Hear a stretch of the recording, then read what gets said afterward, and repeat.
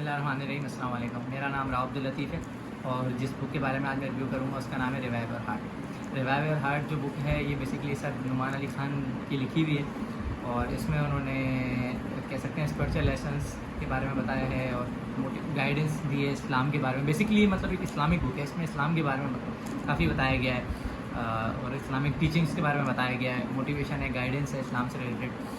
اب جیسے کہ ہماری خاص کر ایک ینگ جنریشن کو انہوں نے ٹارگیٹ کیا ہے میرے انڈرسٹینڈنگ کے مطابق. جیسے کہ اب ہمارے آپ کہہ سکتے ہیں کہ ہم لوگ جتنے بھی لوگ ہیں, ہم لوگوں کا جو ایک اللہ تعالیٰ سے جو کنیکشن ہوتا ہے اور وہ بالکل ہم کٹ آف ہو چکے ہوتے ہیں. مطلب ہمارا وہ کنیکشن نہیں رہا ہوتا اللہ تعالیٰ سے, کنیکشن ہمارا کٹ آف ہو چکا ہوتا ہے. تو اس کو مطلب ریکنیکٹ کرنے کے لیے اور جو مطلب ایک ہمارا روح کا اور ذہنی قلبی سکون ہم کہیں مس کر رہے ہوتے ہیں, تو اس کو کیسے ہم اپنی زندگی میں واپسی لا سکتے ہیں, کون سی ایسی چیزیں ہیں کہ مطلب جس سے ہم اس واپسی ریکنیکٹ کر سکتے ہیں اللہ پاک سے اور ہم اپنا قلبی اور ذہنی سکون حاصل کر سکتے ہیں. ٹھیک ہے, مطلب بیسکلی ایک ایسی چیز کہ مطلب ہمارے ایمان کو تازہ کر دینے والی چیز اور ہمیں اللہ سے ریکنیکٹ کرنے کے لیے. ٹھیک ہے, جیسے اب ہم اپنی مصروف زندگیوں میں ہم بہت ایسا ہوتا ہے اکثر ہم اپنی مصروف زندگیوں میں ہم دوسرے دنیاوی کام تو یاد رکھتے ہیں مگر ہم اللہ پاک سے کٹ جاتے ہیں, نماز صلات سے کٹ جاتے ہیں. تو اس سے یہ ہوتا ہے کہ کہیں نہ کہیں ہم اپنی زندگی میں اس سے ذہنی اور قلبی سکون سے ہم محروم ہو جاتے ہیں. تو اس سے ہم کیسے جڑ سکتے ہیں اور کیسے آج کل کے مطلب ینگ جنریشن کو خاص انہوں نے جیسے ٹارگیٹ کیا ان کو کس طریقے سے اپنی دنیا اور آخرت کو دونوں کو ساتھ لے کے چلنا چاہیے, تو وہ اس کے بارے میں انہوں نے کافی یہاں پہ بات کری ہے. مزید جو سر نعمان علی خان نے اس کے بارے میں تو بتایا, یہ شارٹ سمری اور ریویو تو میں نے آپ کو بتا دی. مزید جو ہے نا ان کی جو بکس ہے وہ چند چیپٹرز میں ڈیوائیڈڈ ہے. چند چیپٹرز میں سے جیسے کہ ایک یہ ہے کہ مطلب امپورٹنس آف قرآن.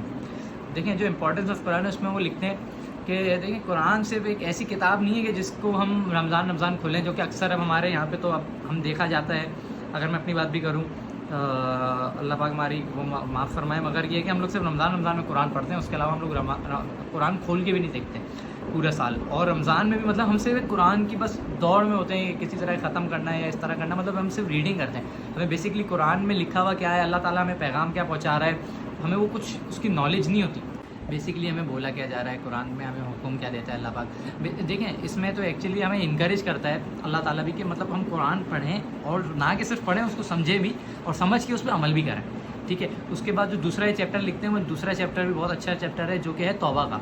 ٹھیک ہے, توبہ کی اسلام میں ایک بہت اہمیت ہے اور مطلب ہم جیسے کہ اللہ پاک بار بار فرماتا ہے, اللہ کے نبی نے بھی بار بار فرمایا, اللہ پاک نے بار بار فرمایا کہ تم گناہ کرو توبہ کرو میں معاف کروں گا, تم گناہ کرو تم توبہ کرو میں معاف کروں گا. تو اس میں توبہ کی بھی انہوں نے ایک امپورٹنس آپ کہہ سکتے ہیں کہ بیان کی ہے. تو اچھا یہ تو ہم نے ڈسکشن کر لی توبہ کے بارے میں, مطلب جو توبہ کے بارے میں انہوں نے بیان کیا. اس کے بعد انہوں نے ایک اور اچھا ٹاپک ہے وہ تھا کہ مطلب پریئر اینڈ کنسسٹنسی, مطلب کہ جو ہماری نماز صلات ہے اور مطلب اس کی کنسسٹنسی سے مطلب دیکھیں ہم نماز کی انہوں نے وہاں پہ امپورٹنٹ سگنیفیکینس بیان کی کہ نماز ہمیں اللہ تعالیٰ سے کیسے ہمیں جوڑتی ہے, کیا ہمارا جیسے ہم نے تذکرہ کیا تھوڑی دیر پہلے کہ ہمارا کیا قلبی سکون ہے جو ہم مس کر رہے ہوتے ہیں, جو کہ نماز کے ذریعے سے نماز بیسکلی جب ہم نماز پڑھتے ہیں تو ہم اللہ تعالیٰ سے بات کر رہے ہوتے ہیں اور اللہ تعالیٰ نے جو ہمیں قرآن مجید کا ایک تحفہ ہمیں عطا کیا ہم وہ پڑھ رہے ہوتے ہیں. اگر ہم اس کا مطلب پتہ ہو نا تو ہمیں بھی سمجھ آئے کہ اللہ تعالیٰ ہم سے کیا بول رہا ہے. تو ایک تو انہوں نے نماز صلات کے لیے بہت ہمیں انکریج کیا کہ مطلب نماز بندہ پڑھے اور کنسسٹنسی سے پڑھے, کہ مطلب ہم نماز ہماری مس نہ ہو. ہم لوگ یہاں پہ نماز تو ہم جب فری ہوتے ہیں تو ہم نماز پڑھ لیتے ہیں بیسکلی, ورنہ جو نماز کی جو امپورٹنس بیان کی گئی وہ یہ ہے کہ اگر ہماری کوئی مصروفیت بھی چل رہی ہو تو ہم وہ مصروفیت چھوڑ کے ہم پہلے نماز کے لیے آگے کھڑے ہوں مصلی پہ. ٹھیک ہے, اور دی لاسٹ پہ جو انہوں نے جس بارے میں بات کی گئی ہے وہ بھی ایک بہت امپورٹنٹ ہے ہمارے دینی اعتبار سے. وہ انہوں نے بیان کیا گیا ہے کہ مطلب دنیا اور ہیئر آفٹر لائف جو کہ آخرت بھی ہوتی ہے.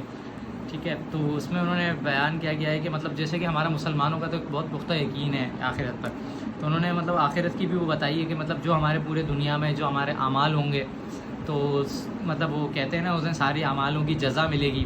جو جس کے اچھے اعمال ہوں گے تو وہ جنت میں جائے گا, جس کے برے اعمال ہوں گے تو وہ دوزخ میں جائے گا, جہنم میں جائے گا. یہ ہمارا مسلمانوں کا بلیف ہے ایک بہت وہ.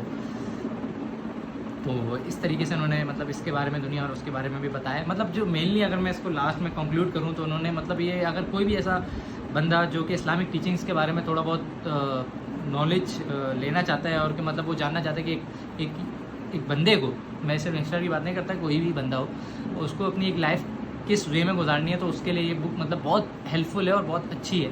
مقصد اس میں بہت اچھی طرح گائیڈنس ہے کہ ایک بندے کو کس طریقے سے اسلامک ٹیچنگس کو فالو کرتے ہوئے اپنی زندگی کو گزارنا چاہیے. جزاک اللہ خیر.